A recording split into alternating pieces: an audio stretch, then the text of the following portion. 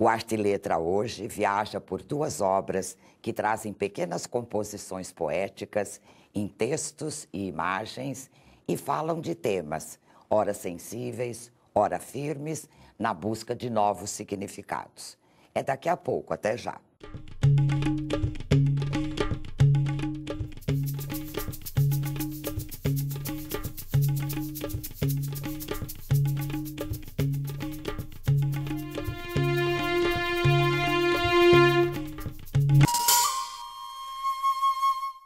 No programa de hoje, eu converso com Raimundo Gadelha, autor dos livros Aqui e Além do Horizonte, que acaba de lançar, e o relançamento de um estreito chamado Horizonte.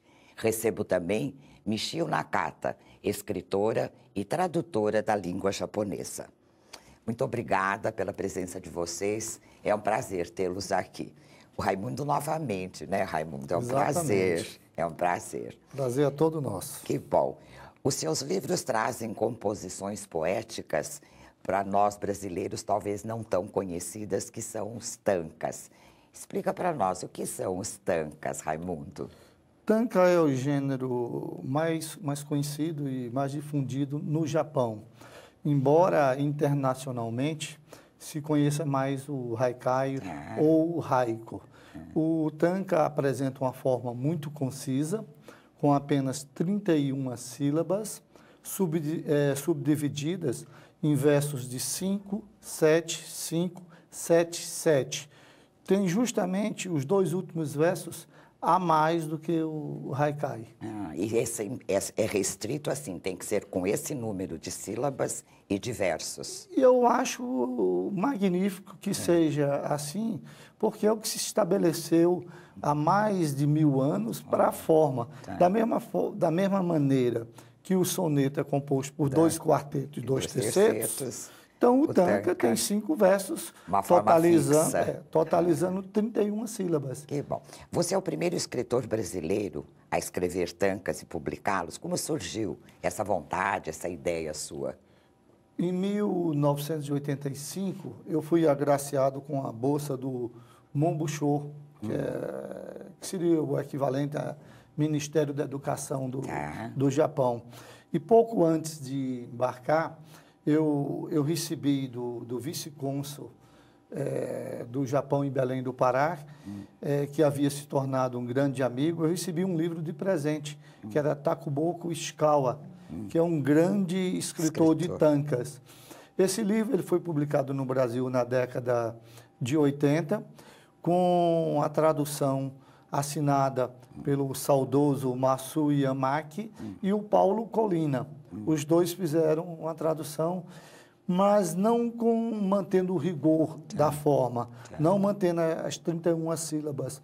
Mas, ainda assim, é um livro magnífico.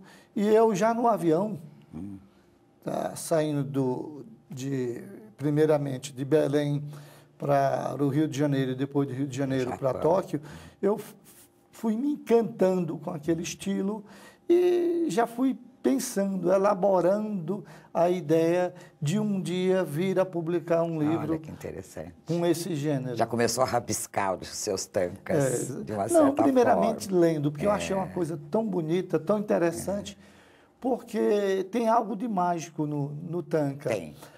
Isso você tem razão. A concisão, em tão poucas sílabas, a gente conseguir dizer tanto. Transmitir alguma emoção é muito, não é? Exatamente. Michio, agora para você que domina o idioma japonês, né?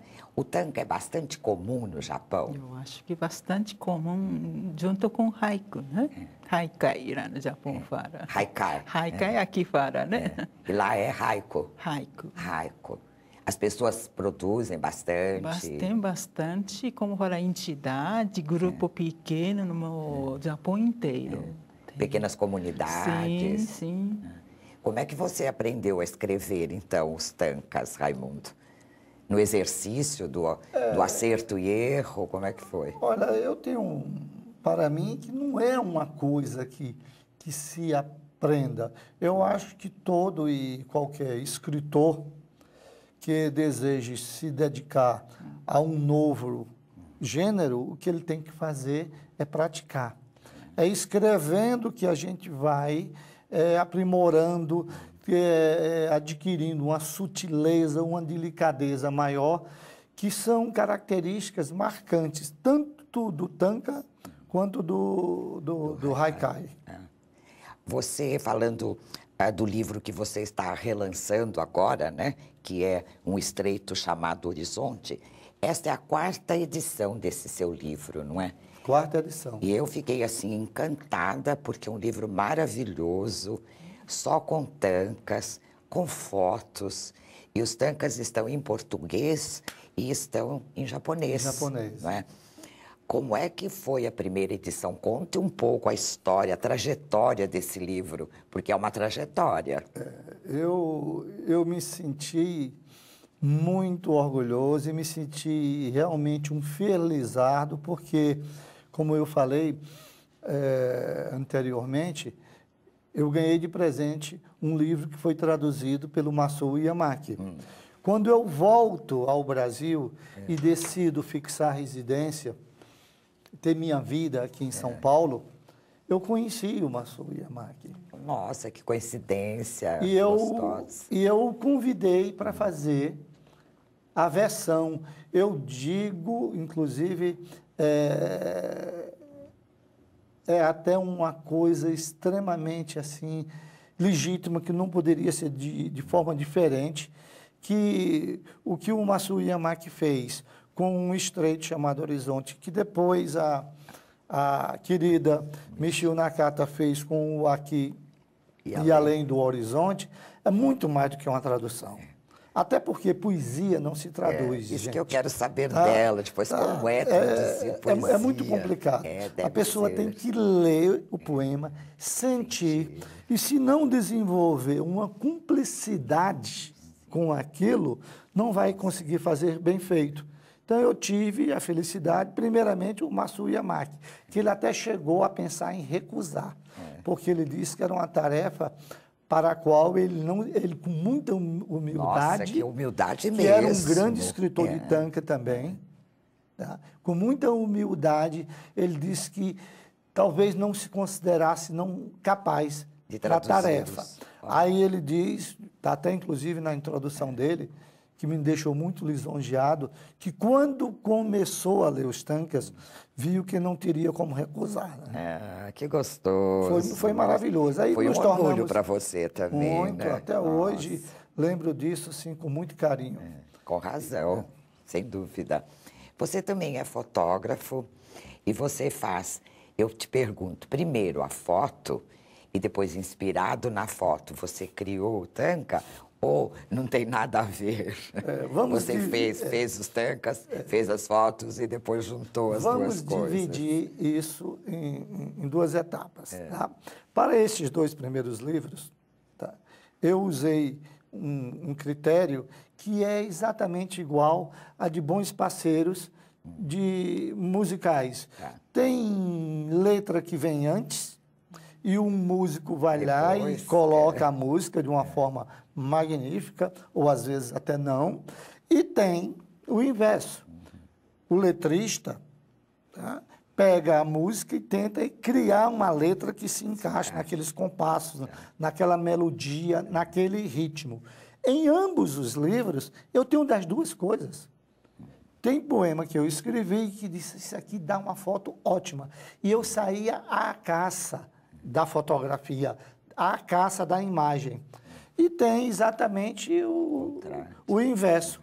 Eu já tinha a foto e ficava olhando a foto, me inspirava na foto e fazia o tanka. Isso foi quando eu era fotógrafo, que eu brinco dizer que eu não sou mais fotógrafo. Você desistiu. Não é que eu tenha desistido, é porque nós temos, para ter um mínimo de competência naquilo que fazemos, nós temos que eleger prioridades. Você não pode fazer tudo.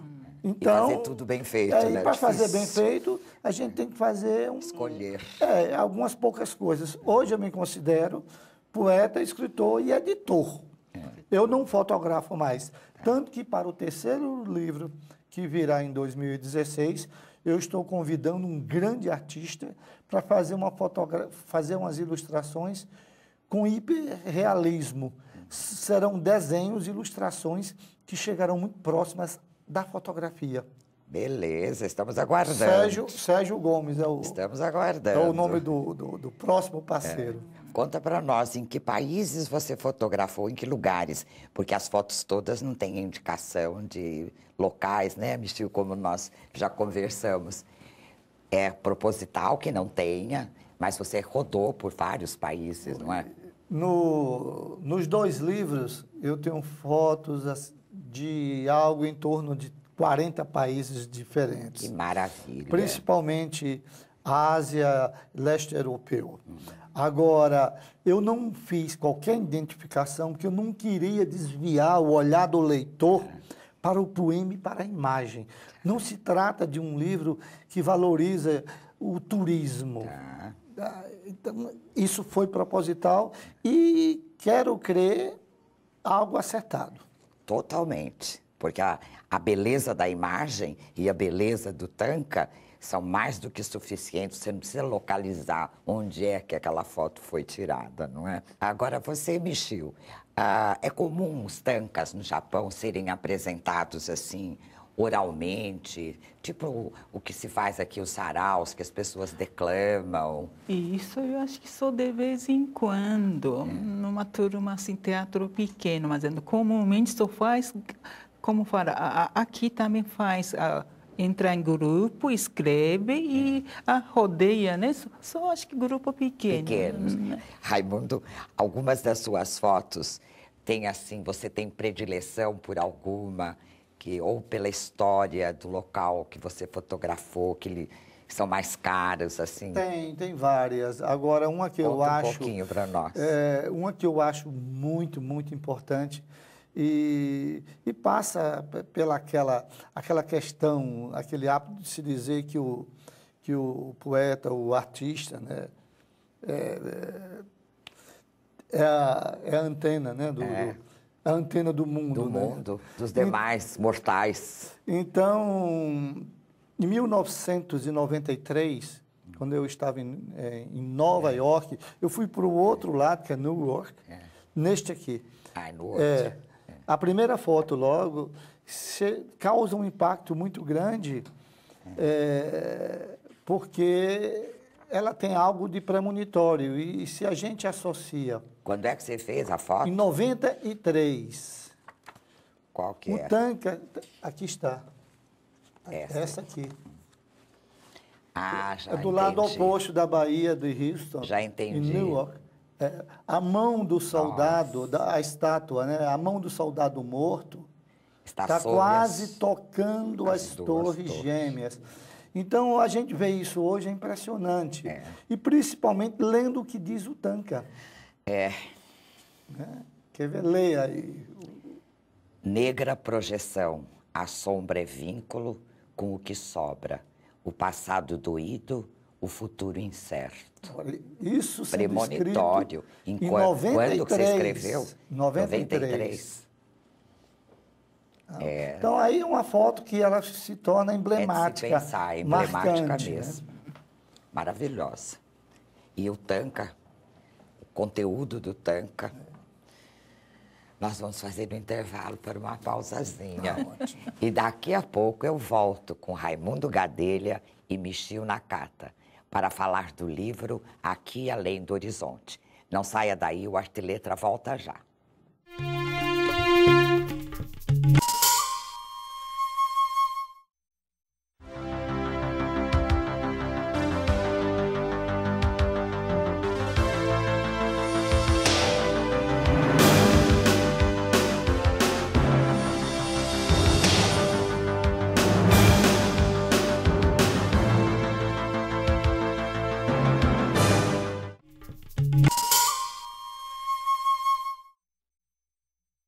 O Arte e Letra está de volta e hoje eu recebo o poeta e fotógrafo Raimundo Gadelha, autor de Aqui e Além do Horizonte, e Michio Nakata, escritora e tradutora da língua japonesa.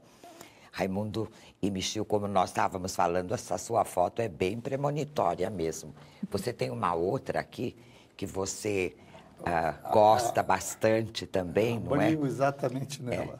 E ela se trata, são 2 barcos, né, colocados em repouso, né, eles estão meio exatamente. em pés, e um poste no meio. E o Tanka diz assim: existe amor, e entre pai e filho um muro também, e pena, só às vezes um vai ao outro lado. É para a gente refletir. Essa é a ideia do Tanka. E o que eu, com o tempo, terminei descobrindo, e muitos amigos que se tornaram leitores de Tanka confirmaram, é que cada vez que nós lemos um Tanka, dependendo do nosso estado de espírito, a interpretação, o que nós assimilamos, pode ser inteiramente diferente. É sempre algo novo. Era isso que eu ia te perguntar. Isso é magnífico. Você percebe que há muitos leitores interessados saindo do seu círculo de amizade? Provavelmente, hoje muito, né? até porque eu detesto spam, eu não quero incomodar ninguém. Então, o que é que eu fiz? Eu estou escrevendo Tankas todos os dias. E eu mando pelo menos 2 Tankas por dia para aquelas pessoas que querem.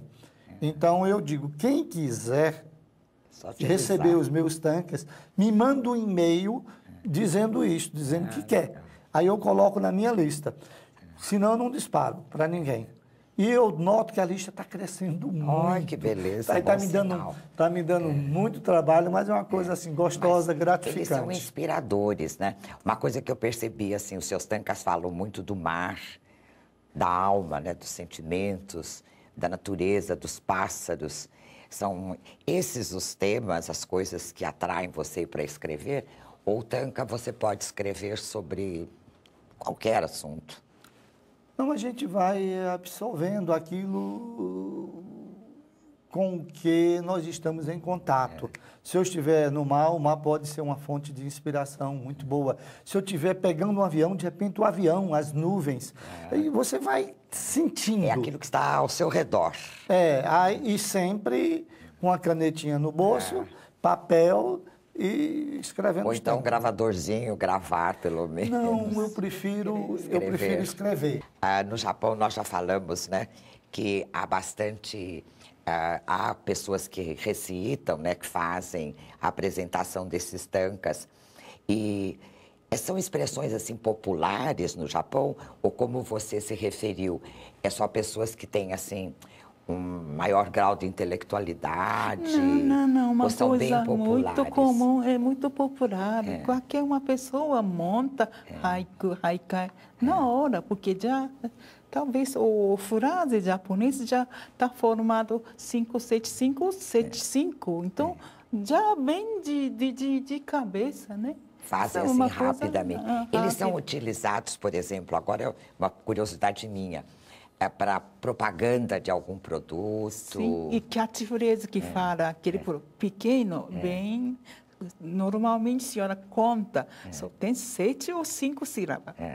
Já está, acho que, perto do japonês. Já estão habituados a isso, porque eles são muito bons para transmitir coisas, bastante informações, de forma sintética. Aquele canção popular japonesa também, normalmente, 5, 7 ou 7, 5 letras. Para repetir até os estribilhos das músicas, não é?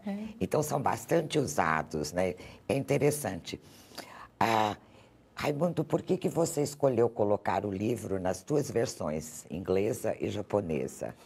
Só um pouquinho antes de eu responder, eu gostaria de colocar o seguinte, que hoje eu até me surpreendo em perceber que alguns poemas, que antes a ideia eu considerava boa, mas eu tinha que trabalhar, diminuir ou aumentar o número de sílabas para que chegasse às 31 sílabas nos 5 versos.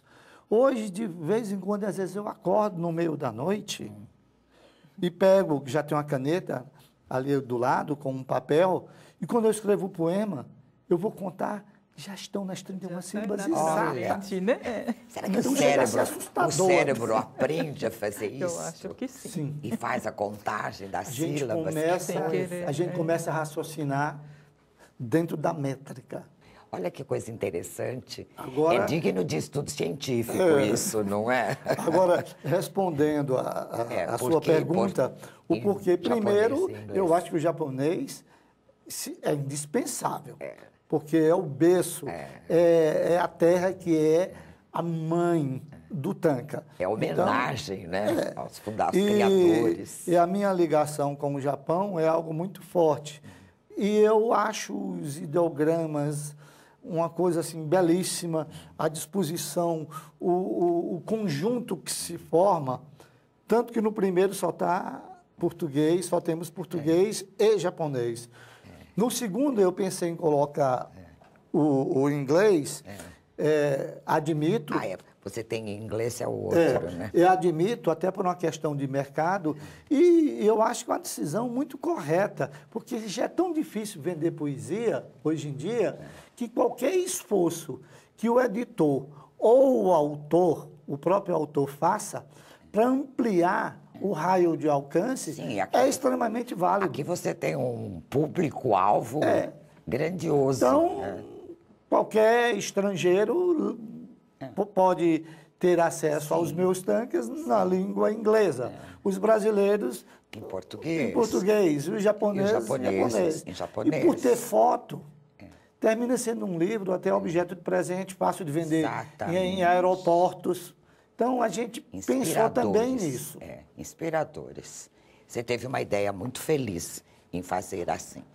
Agora, eu quero saber da Michio, como é que é feito esse processo de tradução? Porque ele escreve os tankas em português, não é? E você tem que passar para o japonês.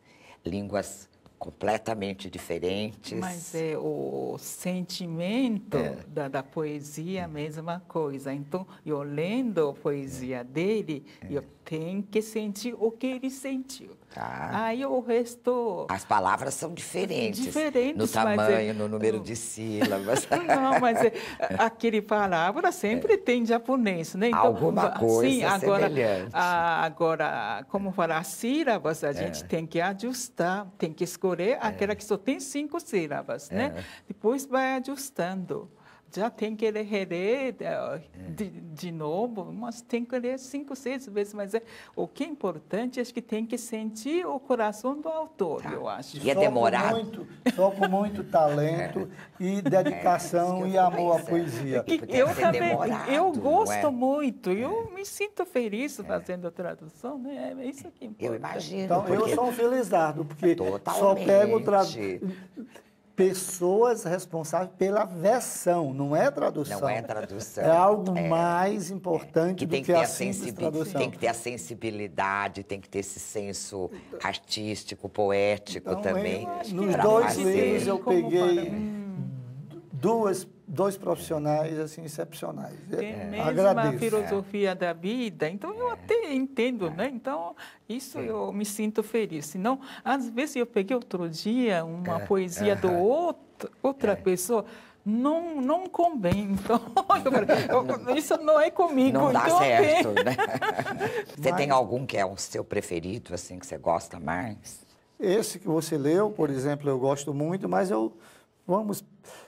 posso pegar aqui, algum que gostou abrir mais aqui. De ter traduzido? Eu tenho uma aqui, tá? Acho que de ter traduzido. Porque às vezes o próprio sentimento que está ali, ou então as palavras, né, que formam. E a gente tende sempre a gostar dos mais novos, né? Que a gente vai... Você não é só preocupado com as novidades, não. Né? Eu gosto de um que trata da solidão das grandes cidades. O tema é bom. O tema é interessante. Eu acho que eu até sei, até decorar, mas eu gostaria de mostrar a foto também. Aqui está. Deixa eu mostrar.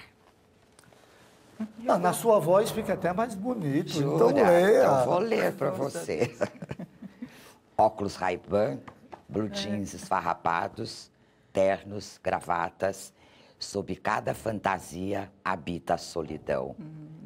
Nossa! É isso aí. Bem interessante. Esse aqui é o retrato da nossa cidade. Esse aqui que a Nakata-san escolheu e gosta, eu acho também. A foto de um jardim japonês, né? A foto é belíssima. Dentro do corpo, dizem, temos a alma. e é a casa, a morada do corpo. Os jardins são dos deuses. Olha que lindo. Bonito. Lindo. E a foto maravilhosa. Obrigado. Nossa, isso é para inspirar a vida. Parabéns. Então você já tem outros que você está preparando aí. O ano que vem, a hora que ele estiver lançado, você venha nos visitar novamente. Será um prazer. Muito obrigado pela presença dos dois. Foi muito agradável tê-los aqui. Sucesso sempre. Muito obrigado. No programa de hoje, eu conversei com Raimundo Gadelha e Michio Nakata. O Arte e Letra fica por aqui e a gente se vê no próximo programa. Até lá.